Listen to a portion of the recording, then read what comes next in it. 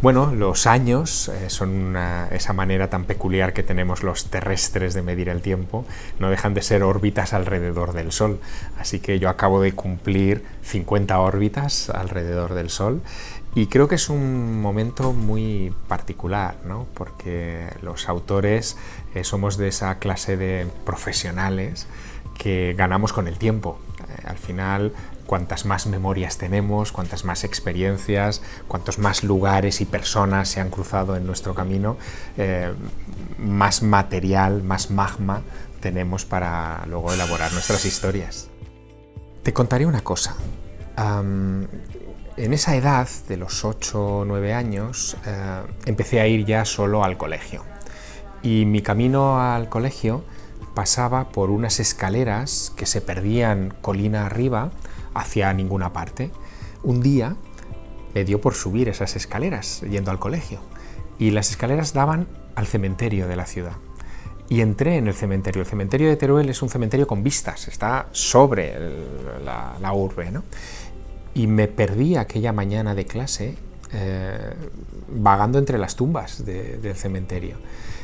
La razón del magnetismo que ejercieron sobre mí es que de repente identifiqué en todas aquellas lápidas los apellidos de mis compañeros de clase. Ahí estaban los abuelos o los bisabuelos de todos mis compañeros de clase.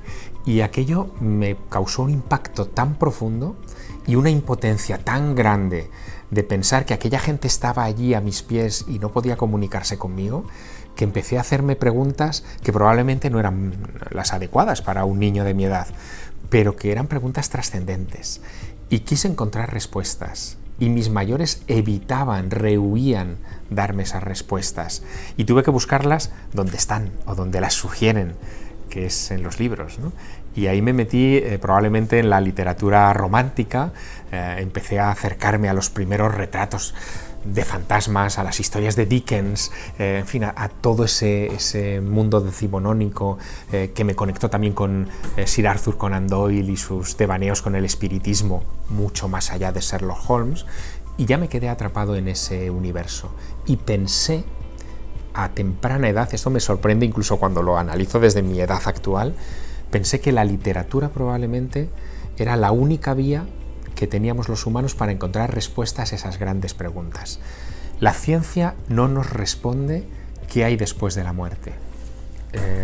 La religión manipula la creencia en lo que hay después de la muerte y nos orienta a su mejor saber y entender y probablemente a su beneficio. Pero la literatura te da un espacio de libertad para utilizar la imaginación en esa caza de respuestas íntimas, personales, de verdad, al fin y al cabo, que son las que todos buscamos, ¿no? No hay un mapa para mi camino, ¿no? De hecho, yo creo que la única razón por la que estoy aquí y por la que puedo presentar un trabajo literario compacto después de muchos años de escritura es que he seguido mi brújula. He hecho lo que en conciencia he querido hacer, ¿no? He lanzado mis preguntas hacia quien en conciencia creía que podía aportarme respuestas. Y cuando no las he encontrado, las he rastreado usando la herramienta más poderosa que tenemos todos, que es la imaginación. Pero también he descubierto, con los años, que no vale solo la imaginación salvaje, ¿no? La imaginación hay que cultivarla. Hay que ver lo que han imaginado otros y hasta dónde han imaginado. Hay que sustentar bien las columnas sobre las que construyes tus relatos. Y eso me ha llevado a ser un escritor de piñón lento, ¿no? No publico un libro cada año, puedo publicar una novela cada 2, cada 3 años, lo que requiera el trabajo de investigación sobre el que se levanta mi relato, ¿no? Y no quiero que mis relatos obedezcan solo a un interés que es muy de estos días, ¿no? Que es el interés del puro entretenimiento. Aunque mis libros son considerados bestsellers, yo no quiero que mis libros sean un producto de consumo, o no como lo concebimos, no un fast food, no una cosa que pasa rápido por nuestra cabeza. Lo que yo pretendo es que te quede esa inquietud dentro, ¿no? A mí me gustaría ser como, salvando las distancias, nunca llegaré, pero como Umberto Eco, ¿no? Umberto Eco, cuando escribe El nombre de la rosa, lo hace para entretenerse. Él titula su libro Los crímenes de la abadía y su editor le dice, hombre, te has pasado, ¿no? Este título es demasiado obvio, ¿no? ¿Por qué no buscamos otro título? Entonces se le ocurrió utilizar las frases finales, ¿no? de El nombre de la rosa para darle la dimensión. Yo quiero eso. De repente, a través de un texto como El nombre de la rosa, descubres un universo literario de referencias del mundo clásico, de libros perdidos en los años oscuros del siglo IV de nuestra era, cuando los cristianos se dedicaron a quemar la cultura pagana, la cultura de los clásicos. Eso estaba ahí en Eco y a mí me abocó a buscar esa cultura clásica. Cuando yo escribo El fuego invisible, por ejemplo, que es la novela que me lleva al Premio Planeta, estoy arrastrando a mi lector por todas las referencias literarias clásicas que hablan, por ejemplo, del Grial. Y le estoy diciendo que el Grial es algo que no aparece citado en los Evangelios. A nadie le preocupó nada durante 1000 años el Grial. De hecho, la palabra Grial no está en la Biblia. Hay que buscarla en textos literarios del siglo XIII. Y es a partir de ahí donde se crea un mito inventando una palabra. Bueno, pues a mí eso me resulta muy evocador y se lo transmito a mis lectores.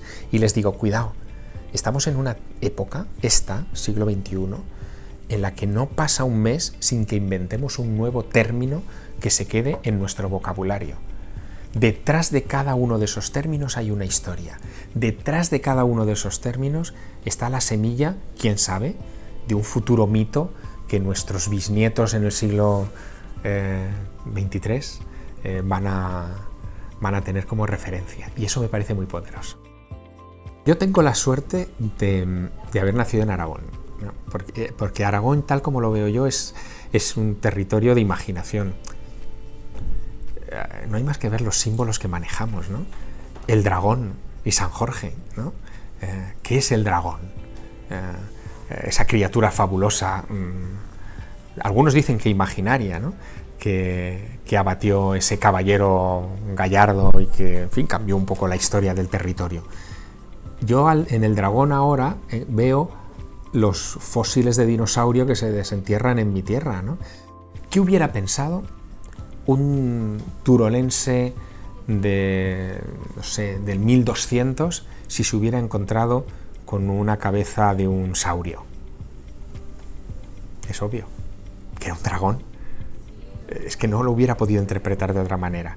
¿Cómo hubiera interpretado un griego contemporáneo a Platón el hallazgo, por ejemplo, de un fósil de cabeza de mamut?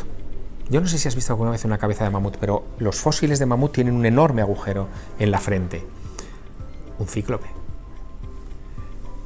Son todas esas criaturas extraordinarias, esos titanes, esos cíclopes, esos centauros, interpretaciones míticas de restos paleontológicos. Bueno, podría ser. Hay incluso tesis doctorales en ese sentido. Ahora estoy recordando a una investigadora que se llama Adrienne Mayor, que escribió un libro hace unos años que se llamaba El secreto de las ánforas, donde se dedicó a examinar ánforas griegas de la época clásica en busca de representaciones de monstruos, y algunos coincidían 1000 por 1000 con huesos de saurios. Luego, ¿qué lección saco yo de eso? Que detrás de cada mito, incluyendo el mito aragonés, es verdad que es europeo, de San Jorge y el dragón, hay una verdad. Y a mí eso me fascina. El arañar más allá del mito. Yo, si hubiera nacido en una tierra sin mitos, probablemente me hubiera dedicado a la fontanería. Pero en una tierra con mitos, me veo en la necesidad de estudiarlos, de interpretarlos y de transmitirlos. Bueno, a mí siempre quizá también forma parte de mi carácter aragonés, me ha parecido que nos han ninguneado a los aragoneses en los últimos siglos, ¿no? Y ese ninguneo llega a cuestiones tan obvias como el Camino de Santiago, ¿no? O sea, cuando se habla del Camino de Santiago, se habla del Camino de Santiago a nivel internacional, europeo, etcétera. Siempre se suele citar que la entrada al Camino de Santiago es por Roncesvalles, por territorio navarro, y que de ahí ya surge la gran ruta, el camino francés hasta Santiago. No es verdad, si es que el camino tradicional, el antiguo, arrancaba en la península ibérica a través de Somport, en Huesca. Y a mí me parecía que era necesario reivindicar eso, ¿no? Y cuando se me planteó el poder hacer unos capítulos de Mi serie Otros Mundos sobre el Camino de Santiago, vi que era importante empezar en Somport, desembocar en Jaca. Jaca no es un lugar cualquiera en el Camino de Santiago, es el lugar de la primera catedral que se construye en la península ibérica, es el lugar de los Llac, ¿no? De los Llac, que forman parte del nombre de Santiago, San Llac, San Llago. Jaca viene de ahí, de esa etimología francesa. Los Llac eran el mote que recibían los constructores de catedrales en la Francia medieval y de los primeros momentos del gótico. Ya que era la ciudad de los constructores, por lo tanto, de catedrales. Y todo eso se había obviado, ¿no? En las interpretaciones recientes del camino, más laicas incluso, ¿no? O más turísticas. Y yo quería ir a la médula, al símbolo, al origen, en fin, a la célula madre, y por eso marqué evidentemente el Camino de Santiago aragonés, ¿no? Y creo que ha sido un acierto, porque yo creo que muchas personas que incluso llevan años haciendo el Camino de Santiago, de repente se han planteado que habría también que hacer el descenso pirenaico desde Somport, ¿no? Que es un lugar también fantástico.